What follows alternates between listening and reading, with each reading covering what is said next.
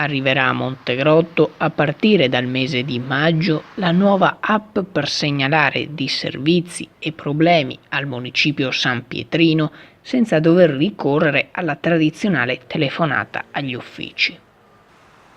L'applicazione scaricabile su smartphone e tablet è attualmente in fase di sviluppo da parte della ditta 3Digis di Padova e mirerà a creare una sorta di filo diretto tra cittadino e amministratore. Si potrà segnalare ogni sorta di problema e persino proporre soluzioni. Sarà inoltre possibile controllare l'esito della propria segnalazione.